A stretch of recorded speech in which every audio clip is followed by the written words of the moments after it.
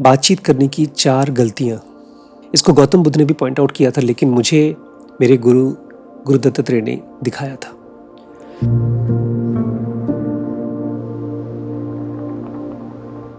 मैं आपको सबसे पहले बताता हूं ये 4 मिस्टेक्स कौन कौन से हैं, और फिर हम बात करेंगे इन मिस्टेक्स को कैसे आप ख़त्म कर सकते हैं। सबसे पहले तो बहुत ही कॉमन मिस्टेक है झूठ।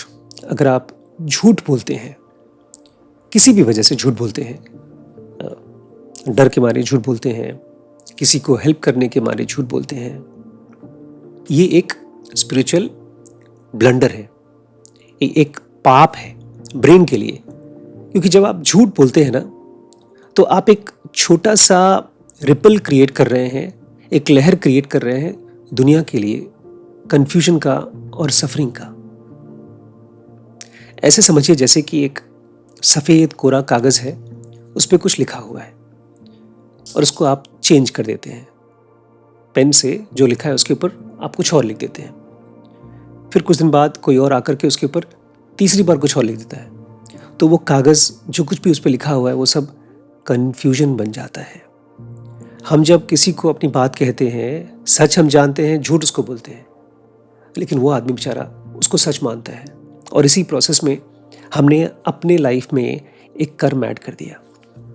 कहा जाता है कि अगर कोई बात तुम्हें लगता है कि तुम बोल नहीं सकते हो, झूठ बोल रहे हो, उसको बोलो ही मत। लेकिन मैं तो इसके एक और लेयर नीचे जाऊंगा। मैं कहूँगा कि आप पहले देखिए कि आपके अंदर में झूठ पनपता कहाँ से है। कौन सा वो डर है, कौन सी वो अटैचमेंट है, वासना है जो आपको झूठ पर मजबूर कर रही है। क्योंकि ये डर ही है जो आपको अपने अंदर के ईश्वर से कनेक्ट करने से रोक रही है। जब तक आप अपने अंदर के झूठ के डर को नहीं देख पाएंगे और उसको डिसॉल्व नहीं होने देंगे, तब तक आप स्पिरिचुअली ग्रो नहीं करेंगे, चाहे आप कितनी भी साधना कर लें, कितना भी जप कर लें। दूसरी गलती है स्लैंडर, मतलब निंदा, किसी की बुराई करना। और हम ऐसा नहीं कि बुराई अनजाने में करते हैं, इसमें बड़ा दिमाग लगता है। कहते हैं अगर किसी का दोस्त बनना है तो उसके दुश्मन की बुराई करो। जैसे अगर मुझे आपसे दोस्ती करनी है तो मैं मालूम कर लूँ आप किस इंसान को पसंद नहीं करते हो, फिर मैं आपके सामने उसकी बुराई करूँ। इसको निंदा सुख भी बोलते हैं। इससे दो लोग एक दूसरे के नज़दीक आते हैं। लेकिन जहाँ निंदा होती है, जहाँ किसी की बुराई होती है, वहाँ पर डिवीज़न होता है, वहाँ पर भरोसा ख़त्म होता है, वहाँ पर दुख चालू होता है और धीरे धीरे दुश्मनी चालू होती है। जब हम किसी की निंदा करते हैं, वो है रिश्तों का दमन। हमारे रिश्ते ख़त्म हो जाते हैं। हम सोचते हैं कि हम जिसको बुराई कर रहे हैं वो हमारा दोस्त बन जाएगा, लेकिन कुछ दिनों बाद वो भी हमको छोड़ के चला जाता है। और सबसे इम्पोर्टेंट, हमारा अपना ब्रेन, हमारा अपना माइंड इस चीज़ का आदी हो जाता है। तीसरी जो गलती हम करते हैं उसको मैं बोलता हूँ कटु वचन या तो हार्श ट्रूथ। मुझे लगता है ये जनरेशन ही इसी चीज़ की बनी हुई है। पहले ज़माने में जब कोई फिल्में बनती थी तो एक सेंसर बोर्ड हुआ करता था, उसमें हम क्या दिखा सकते हैं, हमको क्या छुपाना चाहिए, इसका एक क्राइटेरिया था, एक अवेयरनेस थी। अब तो रोस्टिंग, ट्रोलिंग, मीम्स का ज़माना है। हम सच बोलते हैं बेसिकली। वो सच किसी को कितना भी बुरा लगे, हम मोटे को मोटा बोलते हैं, काले को काला बोलते हैं, गरीब को गरीब और कमज़ोर को कमज़ोर बोलते हैं। हमको इसका एहसास नहीं होता है कि इस प्रोसेस में सामने वाले के अंदर एक इमोशनल ट्रॉमा इकट्ठा होता है, उसका ब्रेन हर्ट होता है। आप किसी आदमी की जो कटु सत्यता बोलते हैं, आपको उसकी कोई ऐसी गंदी आदत पता है, उसकी कोई ऐसी गलती पता है जो आप छुपा नहीं सकते। जब आप बोलते हैं तो आप उस इंसान की लाइफ में पानी दे रहे हैं उसी क्वालिटी को। अगर कोई आदमी बार बार झूठ बोलता है और आप उसको डांटते हैं कि तुम झूठे हो, तुम धोखेबाज हो, तो हम उसको उस हैबिट से अलग नहीं कर रहे हैं, हम उसको और बढ़ा रहे हैं। और लास्ट सबसे मुश्किल प्रैक्टिस है करना, मतलब सबसे बड़ी मिस्टेक है, लेकिन उसको छोड़ना बहुत मुश्किल है। वो है कैजुअल बातचीत। इसको आम भाषा में हम बकवास बोलेंगे, फालतू की बातचीत करेंगे। इसको छोड़ना होगा।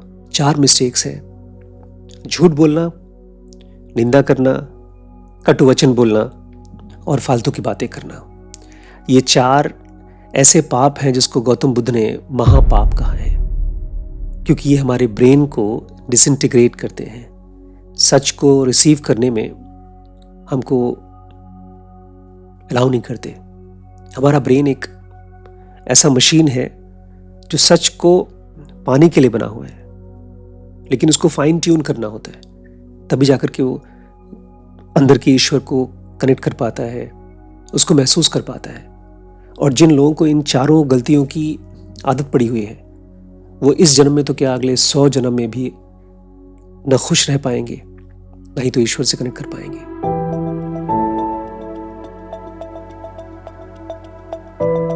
इसके लिए गौतम बुद्ध ने 4 नियम दिए थे कि जब भी आप कुछ बोलें तो इन 4 चीज़ों के जरिए चेक करिए कि आपको वो बात बोलनी चाहिए कि नहीं बोलनी चाहिए। बुद्ध कहा करते थे, जब भी आप कोई शब्द बोलने वाले हैं उसके पहले अपने आप से पूछ लें, क्या वो सच है? ठीक है, सच है तो पूछिए, क्या वो किसी को हेल्प करने वाला है? चलो किसी की हेल्प कर रहे हैं तो ये पूछिए, क्या उसमें दया, काइंडनेस है? और सबसे आखिरी में, क्या उसकी जरूरत है?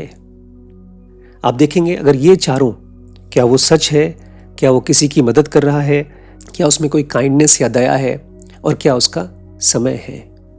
अगर आप इन 4 क्राइटेरियाज को यूज करेंगे और इन 4 वाक साधना को प्रैक्टिस करेंगे तो आप देखेंगे आपका माइंड धीरे धीरे इस लायक बनेगा कि आप ध्यान कर पाएंगे। मैंने कहा ना, हमारा ब्रेन न्यूरोप्लास्टिक है। जो कुछ भी करते हैं हमारा ब्रेन उसको करने के लिए अपने आप को रेडी कर लेता है। झूठ बोलते हैं तो झूठ की आदत पड़ेगी, लेकिन अगर झूठ के प्रति अवेयर होते हैं तो झूठ आपके लिए एक स्पिरिचुअल प्रैक्टिस हो जाएगा। जितनी बार भी आपको मन में आएगा कि मैं झूठ बोलूं, वो आपके लिए एक स्पिरिचुअल प्रैक्टिस बन जाएगा। इसलिए मैं इसको ध्यान की साधना कहता हूं। एक दिन इसको करके देखिएगा। पहले एक दिन 24 घंटे आप अपनी नॉर्मल नाम जप करिएगा, जो भी आपकी स्पिरिचुअल प्रैक्टिस है, और एक दिन के लिए आप इन 4 को प्रैक्टिस करिएगा। जब कुछ बोलने वाले हो तो अपने आप से पूछिएगा, क्या मैं सच बोल रहा हूं? क्योंकि चाहे आप नाम जप कर रहे हैं या कोई और साधना कर रहे हैं, जैसे ये वाक साधना जिसको मैं कहता हूं, पर्पस क्या है? अंदर का अवेयरनेस चाहिए, अंदर में एक बिलीफ पैदा हो। और फाइनली पता है क्या होता है, जब आपके अंदर में बात करना आ जाता है तो आपकी समझ डेवलप होती है, आपके अंदर में एक सुनने की कैपेसिटी डेवलप होती है, और इसका डायरेक्ट रिलेशनशिप होता है आपके रिश्तों से। एक दिन ऐसे बैठकर सोचिए कि जो लोग आपको नापसंद करते हैं, जो आपके अपने हैं, जिनको आप बहुत प्यार करते हैं, लेकिन वो आपको इंपॉर्टेंस नहीं देते, क्यों नहीं देते? क्या आपके शब्दों की वजह से उनको कोई हर्ट हुआ है? कभी अपने आप से पूछिएगा कि आखिर मेरा कैरेक्टर कैसा है, मैं क्यों उतना कमजोर हूं, जो सोचता हूं उसको कर नहीं पाता हूं। क्या कमजोरी है मेरे अंदर में, कौन सी वीकनेस है? अभी रिसेंटली मैं एक भाई साहब को जानता हूं जो कमाते हैं महीने का 30 लाख, लेकिन खर्चा है उनका 50 लाख। एक ऐसी लाइफस्टाइल है। आपको लगेगा शायद शब्दों की वजह से नहीं है। जब मैं उनके घर गया था कुछ महीने पहले, उन्होंने एक पार्टी दी थी, बहुत लैविश पार्टी थी, उसमें कम से कम 50-60 लाख रुपए खर्च किए होंगे उन्होंने। और बाद में मुझे पता चला कि उन्होंने उसके लिए उधार लिया है, बैंक से लोन लिया है। और उनका बातचीत का तरीका भी ऐसे ही था, क्या हम इतना भी अफोर्ड नहीं कर सकते? ये झूठ था, वो अफोर्ड नहीं कर सकते थे, लेकिन उन्होंने अपने आप को ये मनवा दिया था कि हम अफोर्ड कर सकते हैं। तुम्हारी बातचीत से ना हमारे ब्रेन का स्ट्रक्चर बनता है, हमारी लाइफ की हैबिट बनती है, हमारे आगे आने वाली जनरेशंस उन्हीं को सीखती हैं। अगर आप इन 4 को प्रैक्टिस कर पाएंगे, सच को, अच्छाई को, थॉट्स में दया को और टाइमलीनेस को, मतलब फालतू की बात ना करना, तो आप धीरे धीरे साइलेंस को महसूस कर पाएंगे अपने अंदर में।